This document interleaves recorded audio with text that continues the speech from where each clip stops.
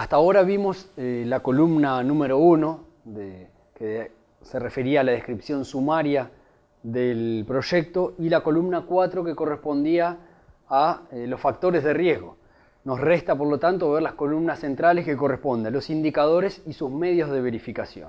En cuanto a la elaboración de los indicadores, estos nos permitirán comparar lo planificado con lo ejecutado. Los indicadores son instrumentos de medición utilizados para demostrar cambios en la realidad que nos interesa.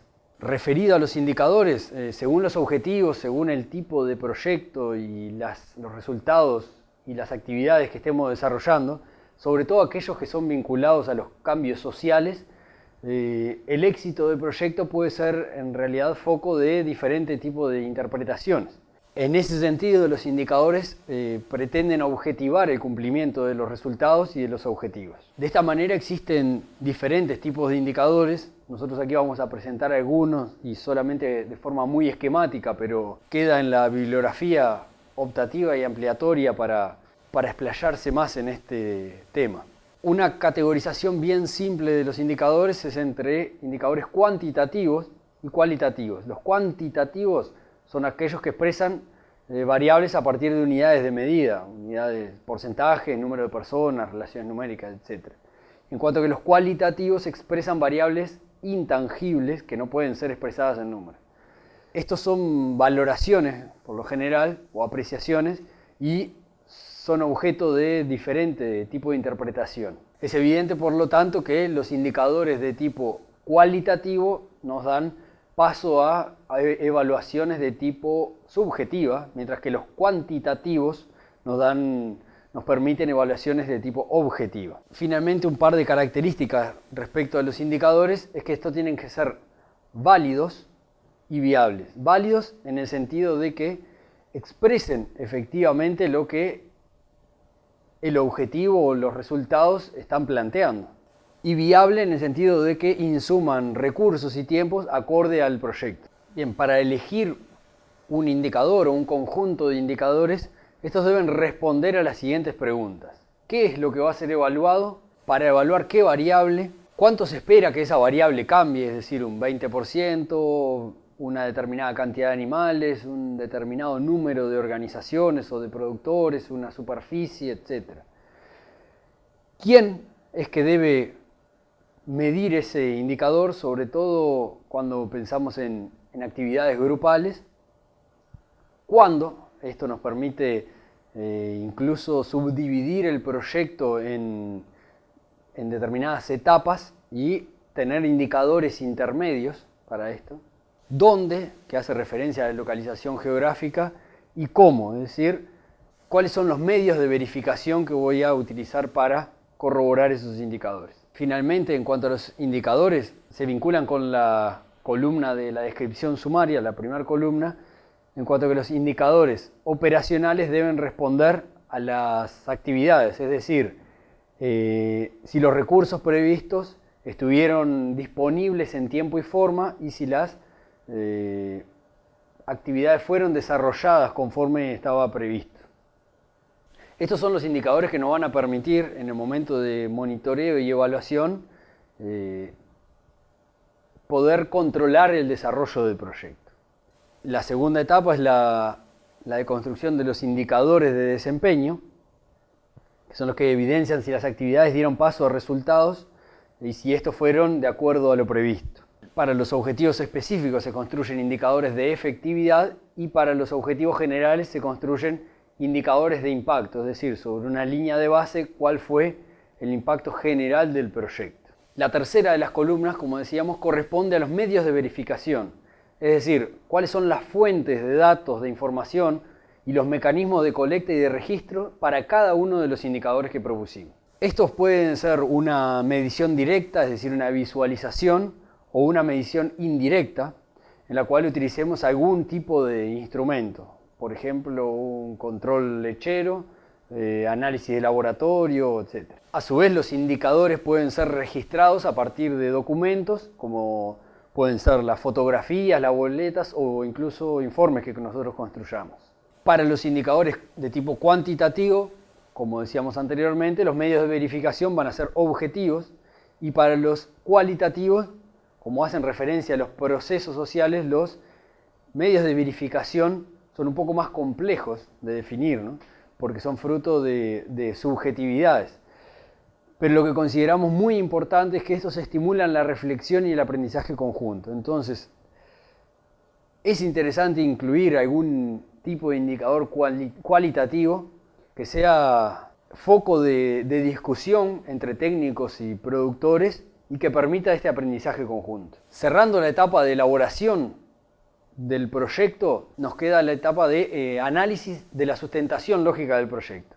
Es decir, en base a todo lo que hemos ido construyendo, poder verificar si las actividades darán paso a resultados, si es que se cumplen con determinados supuestos de los factores externos y si esos pueden ser identificados a partir de los indicadores operacionales y con los medios de verificación propuestos. Así vamos construyendo lo mismo con los resultados y sus indicadores de desempeño y sus medios de verificación y sus factores de riesgo, y lo mismo para el objetivo específico del proyecto y sus indicadores de efectividad y para el objetivo general y sus indicadores de impacto. La matriz de marco lógico, analizada en su conjunto, nos debe forzar a darle coherencia al proyecto. La etapa final de la elaboración del proyecto corresponde a la redacción del mismo, es decir, todo eso que teníamos en la cabeza, poder pasarlo al papel.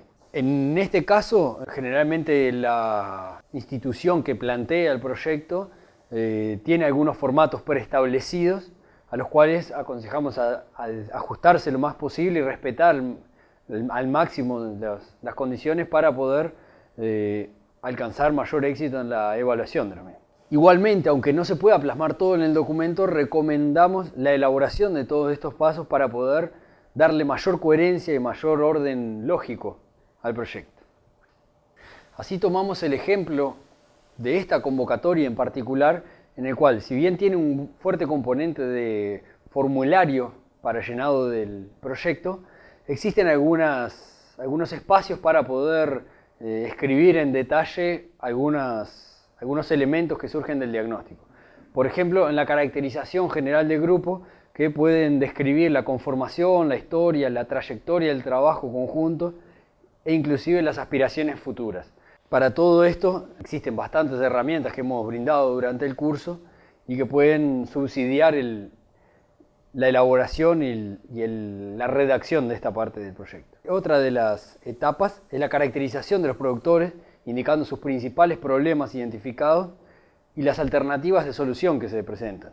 Y finalmente, para otros rubros que no están tan desarrollados como ganadería, agricultura y otras producciones menores, existe un ítem que es de otros rubros, en cual se le pide describa la situación actual del sistema productivo en cuanto a infraestructura, equipamiento, mecanismos de comercialización, normativas legales vigentes, stock, etcétera, etcétera. Una vez que colocamos todo esto en el papel y que el proyecto es aprobado, ahora lo que tenemos que realizar es sacarlo del papel y comenzar a ejecutarlo. Esta etapa requiere bastante atención porque la simple redacción o elaboración del proyecto no es garantía de que se vaya a cumplir efectivamente con los objetivos planteados. Para esto es que la herramienta del sistema de monitoreo y evaluación tiene bastante importancia. Como dijimos, la planificación de un proyecto no es garantía del alcance de sus objetivos. Depende mucho de la ejecución, a la cual puede estar condicionada por imprevistos o por cambios en el entorno.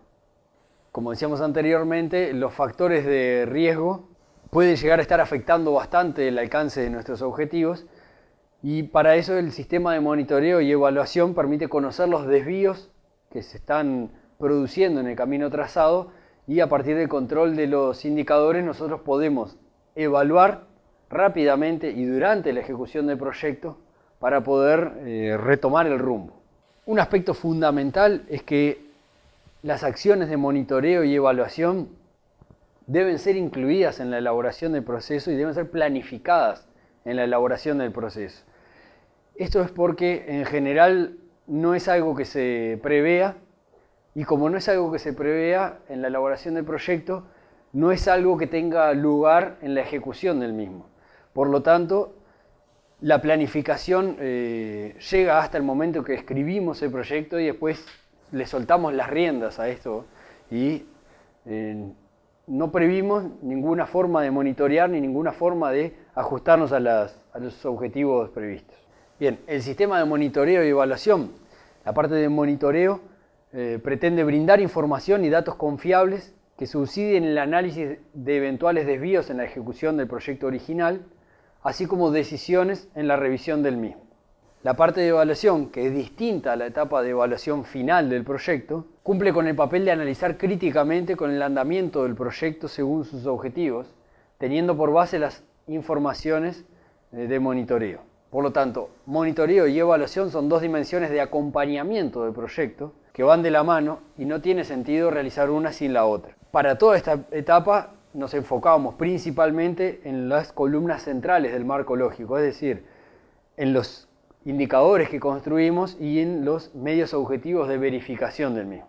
También es importante destacar que en un proyecto participativo o en un proceso en el cual fuimos construyendo un diagnóstico de forma participativa, involucrando el saber de los productores, construimos posteriormente, en base a un conjunto de herramientas, un proyecto de forma participativa, no puede pensarse que el monitoreo y la evaluación, o incluso la evaluación final del proyecto, sea ejecutada por solamente una de las partes.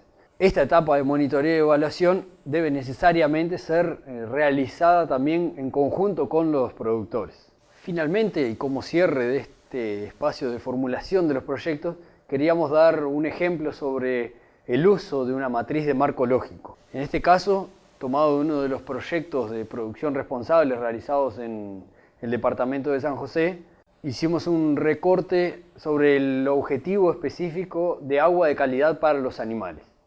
En el caso, el objetivo general apuntaba a mejorar la sustentabilidad económica y social y ambiental del productor a través del manejo responsable de los recursos naturales, y para ello se planteaba uno de varios objetivos específicos, que era garantizar el suministro de agua de calidad para el consumo animal. Los resultados inmediatos previstos eran eliminar la contaminación microbiológica del agua, y las actividades propuestas para esto era la compra de un clorador, la instalación de un clorador y la evaluación de la contaminación del agua del tanque. Al desarrollarse el proyecto, se fue regularmente corroborando el desarrollo de las acciones, y los indicadores operacionales apuntaban a medir el volumen de agua clorada. Los medios de verificación eran a partir de la observación y también con medición, con boletas que justificaban los gastos realizados, y como factores de riesgo entendíamos que los recursos para la ejecución de estas actividades, o sea, el financiamiento, que llegaran en tiempo y forma por parte del organismo financiador. Eso dio paso ahí a eliminar la contaminación microbiológica del agua, que a partir de la verificación con análisis de laboratorio se corroboraba el grado de contaminación biológica del agua, y como se cumplió la premisa de que no aparecieron nuevas fuentes de contaminación de agua, pudimos dar paso a garantizar el suministro de agua de calidad para el consumo animal. El indicador que utilizamos para esto fue sobre la calidad de la leche, conteo de células somáticas y recuentos bacterianos promedio, lo cual era verificado a partir de análisis de laboratorio y recuentos bacterianos de células somáticas de forma periódica. El factor de riesgo que planteábamos en este caso era que las enfermedades que afectan la calidad de la leche, otras enfermedades, también sean controladas. Por lo tanto, pudimos dar paso a contribuir con mejorar la sustentabilidad económica a partir del manejo responsable de la calidad del agua, ¿no? El indicador de impacto que pudimos verificar fue el aumento de los ingresos por aumento de